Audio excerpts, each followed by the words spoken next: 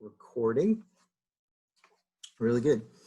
All right. Well, hey, everybody, and welcome to The Rooted Marriage. We are the online resource feed for Stonebrier's marriage ministry, and we're so excited that you've joined us today. Every Tuesday night, we like to post up an interview or conversation where you can hear a story, some wisdom, and some encouragement from a marriage, someone that we know, and someone who has just kind of walked the same path that we do in our marriages, and they get a chance to share so that we can learn from that part. Today, we are joined by Dave and Michele Pahl, and we are so excited. I've had a chance to get to know them over the years, and be friends with them by just being a part of their kids' lives and their families' lives. And I can attest that they make some of the best fettuccine Alfredo that I've ever had in my life. So that wisdom and a few other things are things that we're excited to talk about with you tonight. So we're so glad that you're joining us. And David and Michele, man, we're so glad that you're joining us as well. So, hey, tell us a little bit about yourselves, how you guys met, and just kind of your story. And then we'll jump into some questions about just life in general. Sure. Okay. Well, maybe I'll start. Okay. So we met in sixth grade. So we were kind of doing the math. Bill just had a birthday just a few days ago.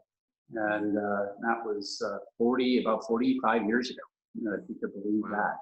And so we sat alphabetically, and she sat literally right in front of me in sixth grade. And she moved into the neighborhood, literally 4 houses away, around a corner. So she hung out with a different group of kids than I did. So, I didn't know that she moved in. So didn't meet her till that first day of class. And so literally sat right in front of me, and we would walk home from school. I literally carried her books home many days. No backpacks. No backpacks back then. And that's how we met. So you want to talk about where we went from there? Sure. Then we just remained friends through junior high and high school, and then we really didn't start dating until our senior year of high school. And at that point, we both already had college plans, but we went to senior prom together, so we still have that picture. Crazy hair. Yeah, crazy hair, and just kind of started the relationship there. And Dave went off to college. He went away to college the first year, went up to Michigan State University. I stayed home. So we did long distance and did like phone calls once a week. And no cell phones. No cell phones back then. Yeah. And then the second year of college, we both went to community college, stayed home. Dave moved back home. And then the third year, we ended up going back up to Michigan State, got married, and then kind of finished up. So. Yeah. So and then we moved. Both got jobs here in Texas. Moved to California. Moved all around. We moved just recently moved, but we moved 15 times in 35 years of marriage. So. Wow. So, so 3 kids, as you know, and covered a lot of ground. Yeah. Yeah. No, definitely. So knowing each other for that long, when did the love bug kind of bite? How did you guys know that? Because you spend a lot of time together. A lot of times we get that question from young people or single people. How do I know that? How did God just work that uniquely in your lives? Why don't you answer that? I know for me. Well, yeah, I was going to say, for me, one of the most positive things was he had a stable family, and my parents were divorced. And his dad treated his mom really well. And so I just loved that. And so I had I guess I really loved that about his family. And he treated me well. So I think for me, it kind of probably was in college when we started dating more in college. It didn't happen right in high school, not our senior high school. But yeah. So Dave, you were still having to work. Yeah, I was going to say that very first day of elementary school was, and it was the reason why I got through spelling in sixth grade. But I think and we studied together, and we were really good friends. So I think our relationship started, in a different way than I think many relationships do. And I think as our relationship matured and then we started dating, of course, we already had a history from that standpoint. So when we started to get serious, and that was really before we were Christians too. So Yeah. we didn't have Christ in our life at the time we got married. So that was a little bit different. But, you know, Michelle had all the attributes that I wanted in a wife. And that was really the thing that really made me decide that it was the best time to get married. Yeah. So total now, you guys have been married how many years? 30, oh boy, you're 35 years. We got married in 84. 84. That's a good year. 36 years. Oh, Yeah. wow. That's great. Yeah. That's great. Yeah, you know, we So started. we don't even Yeah. so. Yeah. Yeah. Yeah, that's fantastic.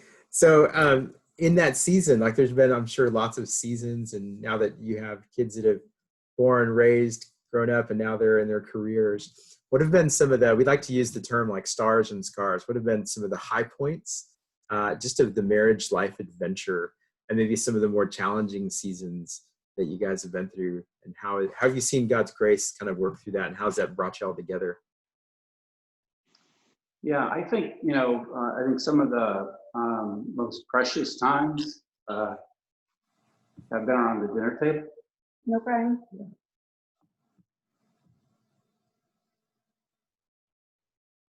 He's going to be crying. It's going to get me crying. We started family tradition of like dinners. So we made it a priority from when the kids were very little to have a family dinner time. And that was the time that we could all connect. So we have done that for years. And Dave and I, even now that the kids are gone, we still have dinner together every night. And we love to cook together. And we still do family birthday celebrations, dinners, gatherings. And that's kind of our way to, it's a way that we can love our family. So makes me emotional just thinking about it. So yeah. Not compose myself, but yeah, so just such precious times, a family time of sharing, you know, and I think that has kept our family really close, and just the preparing of the meals and that time, just really enjoyed that. And I think when we were younger, when we had kids, we also tried to we did try to do date night, and so we tried to have date nights for us, and fun time for the kids with a sitter. Yeah.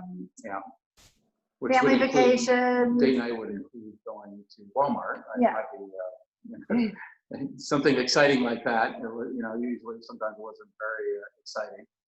And sometimes we'd go to a symphony and stand outside, you know, 10 minutes after it started and see if we could pick up tickets for $5. Yeah. But, you know, that was pretty inexpensive things that we would do on date nights, right? Yeah. So yeah. Not very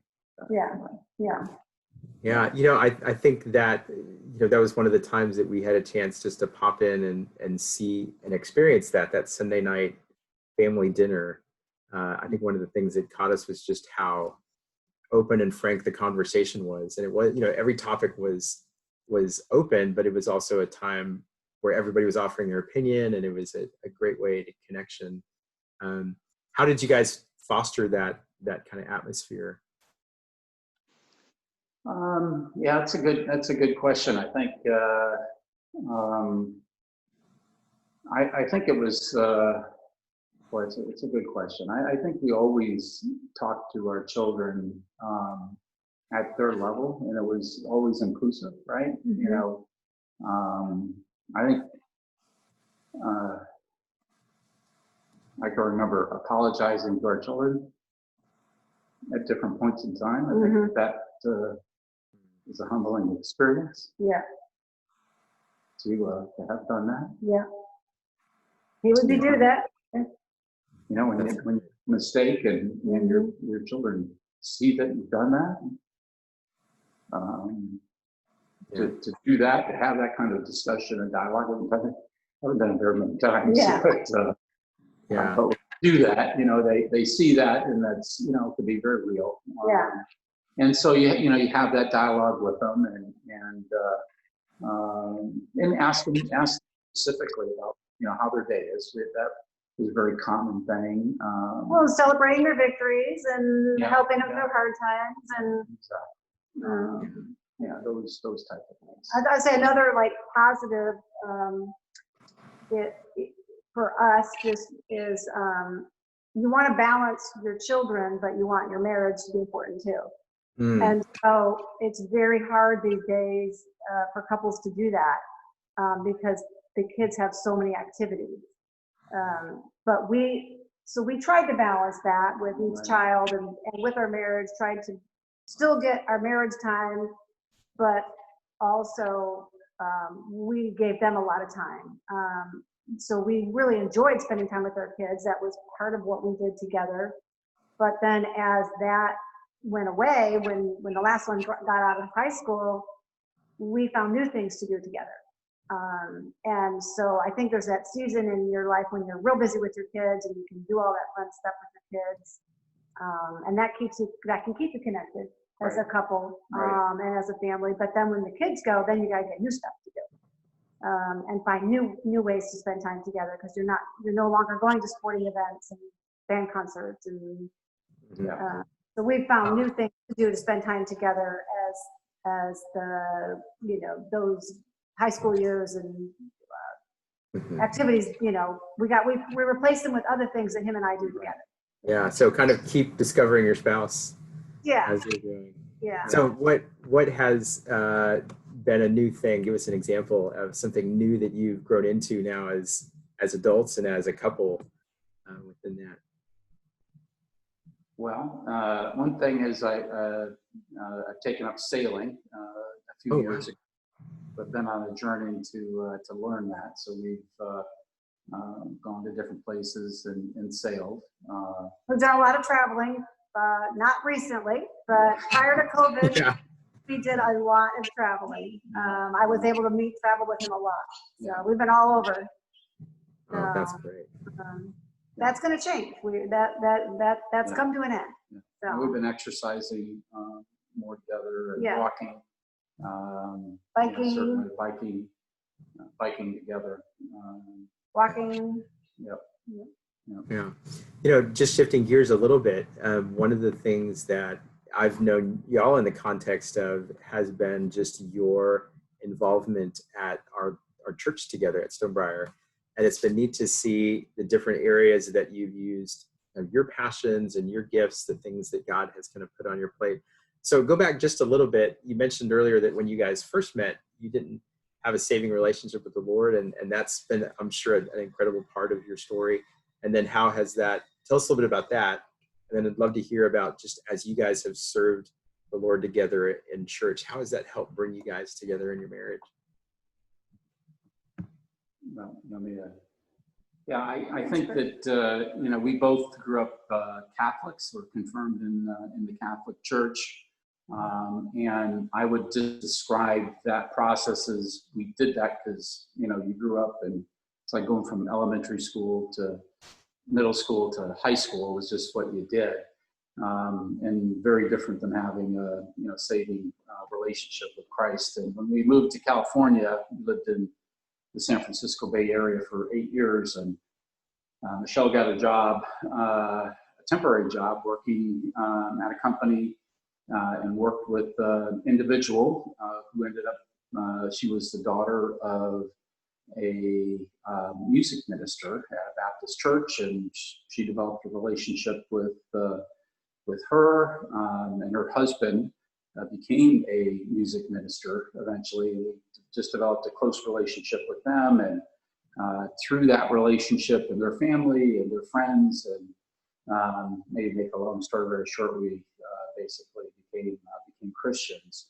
And through that walk, all of our children have become Christians, and we've been involved with some church plants, church plants, and different ministries through our life, and at Stonebriar, I think most recently and most recently, I'd say the last 10 years, we've been involved with Crown Financial as well as the Marriage Mentor ministry. So really kind of been focused on those two things. So I can't imagine what our marriage would be like. You know, I think through the tough times, we've had many tough times, you know, in our marriage.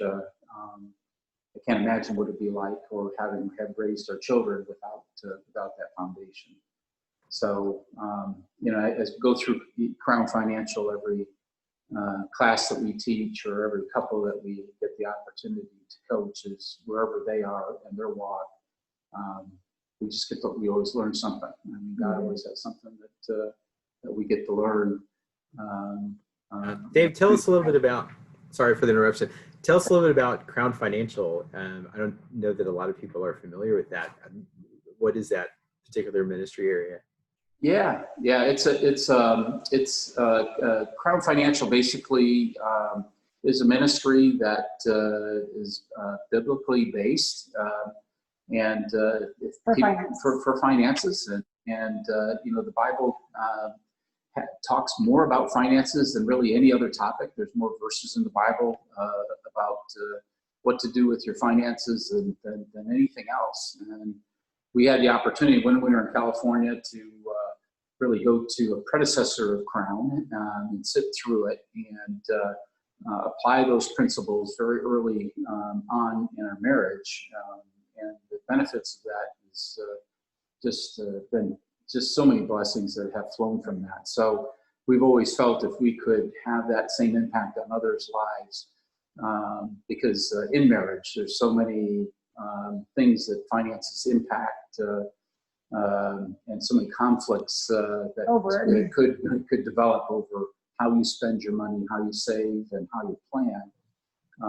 And God has so much wisdom that He That's interesting that money is not just the you know, the practical how you go about making those decisions and including your spouse and partner in that, but it's a reflection of a lot of who we are and how we spend our money. And so, you know, I know we found in our marriage that was a big wake up call about, you know, the stuff that we brought into our marriage. You know, within that. Absolutely. Yeah.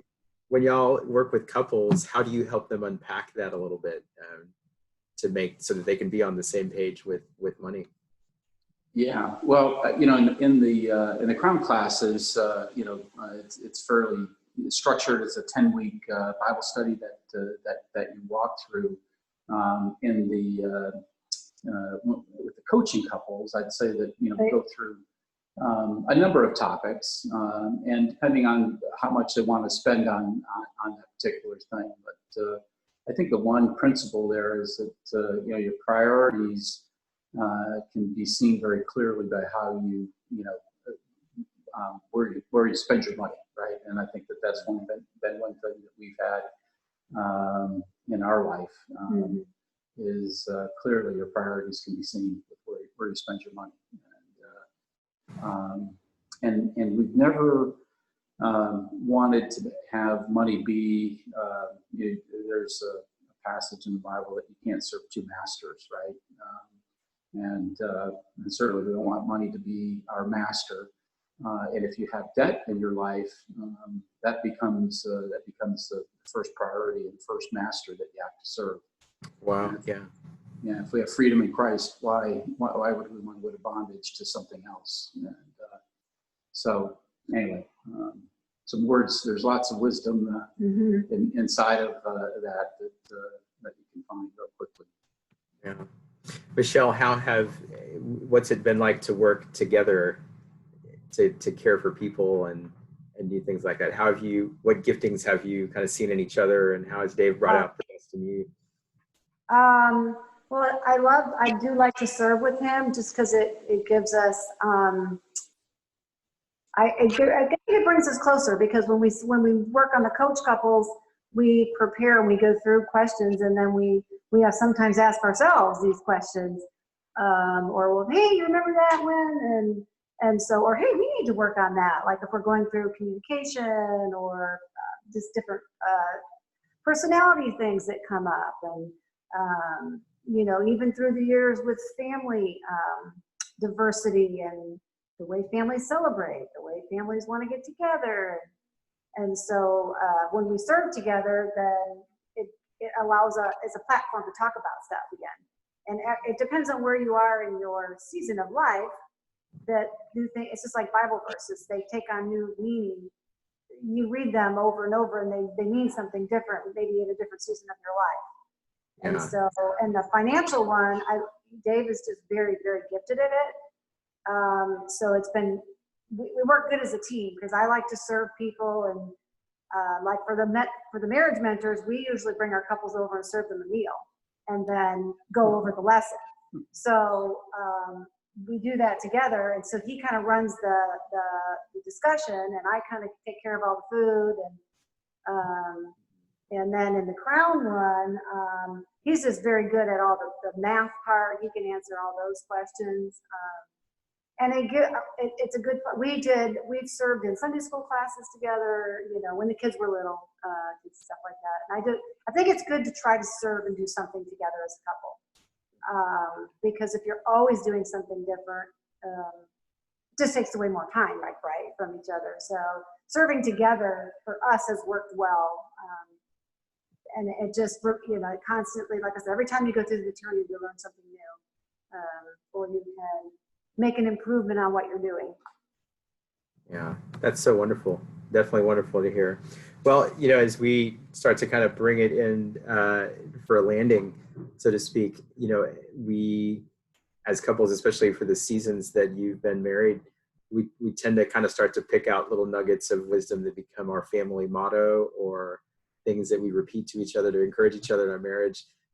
If you had a chance to sit down, and because you do, with a young couple kind of starting out, what would be some wisdom principles or just marriage advice to say, man, start here? Like these are. My mom shared with us when we, first got married, and my mom, passed away before our oldest daughter was born, more than 30 years ago, so she's not with us anymore. But she shared with us, right before we got married, she said, the verse in the Bible of never let the sun go down. Would be angry or something. Anger, and let the sun go down on your anger. But she said, make sure you give each other, make the commitment to give each other a kiss before you go to bed at night, whether you're angry or not. And it's impossible to be angry with somebody when you give them a kiss. And and if you make that commitment, it really is impossible to be angry with someone that you kiss. Yeah. And it's just a reminder of that moment when you made that commitment that you're going to work your way through whatever it is, whatever problem that you're working on. And so that's helped us. Yeah. That's helped us, at times. So. And another one I always tell couples is there's going to be times and seasons when it's not fair. And there's going to be times when the wife might be doing more than her fair share. And there's going to be times maybe when the husband has to do more. And you cannot, you can't, it's very important to know, just be able to accept that early on, that there's going to be seasons. For instance, Dave did his master's. There was a season he did his master's. I had to do more at home. He had to do more at work. But so there's it's not always even. So if you go into marriage thinking, oh, I'm going to only do this much, or I expect my husband to do this much, my wife to do this much, it doesn't work like that. There are times when one person will do more, and you just have to accept that. It's only a season, and I'm not saying don't voice it. You can talk to the partner and, hey, boy, this is a lot on my plate, but there are going to be seasons when one person's going to carry the burden for the family because the other person is going through something or whatever. So I don't think you can think it's always going to be fair. So I will always tell my kids that it's not always fair. It's not always perfect. It doesn't always work out the way you want it. So anyway, that is one thing that I think is very important for couples to know. Michelle, I'm going to be thinking about that one all weekend long. I think, oh my goodness, that is so true. And I've never heard it said that way. That is very special. I so Oh, appreciate yeah, we found that there's just seasons that one person has to carry for the other, and that's just how it is. Just know it'll get better, and we talk about it too, but that's a big one, I think, that we tell couples. I appreciate that. Yeah. So one little curveball here as we kind of wrap it up, because this one wasn't on but it's an easy one. What is what's when Dave is romancing your heart, what does he tend to do? Is it food? Is it flowers? Does he try to chop down a tree to show his strength, and vice versa? Oh dear. What's a fun date nowadays? For Michelle, It's probably serving, right? Michelle is always service. It's got to be service. Michelle cannot sit down, as you know, Dave. Yeah. Whatever it is that she's doing, she was born with the servant heart, and she is always serving everyone, Right. and that's Including what I you. love, and including me, Yeah. of course. Yeah. That is great. That's what I love about her. Yeah. So, Yeah. for sure. And Dave he'll, there's times when he can't help me, but there's other times when he can just do everything. Mhm. He'll come in and help cook and do lots of stuff, and he does bring me flowers. Yeah, that's wonderful. Not a big thing. Well, we appreciate that, and we always learn, those of us that get to spend time with you, we always learn by watching, as the Gottmans would call the masters, at work. So, well, thank you so much for your story and just your practical wisdom and your encouragement to our marriages. I mean, Jamie and I had dinner last night with a couple that just got engaged about a week ago, and everything you've said, I think will be such an encouragement as they begin their journey together. And now you're a little further down the road too, within that. So we appreciate that so much. So thank you so much, y'all, for your time and your story. And I know that we'll hopefully get a chance to talk and unpack some things again in the future. Okay, thank you. All right, thank you. Absolutely. Let me just kind of close this out here real quick. Let's see here.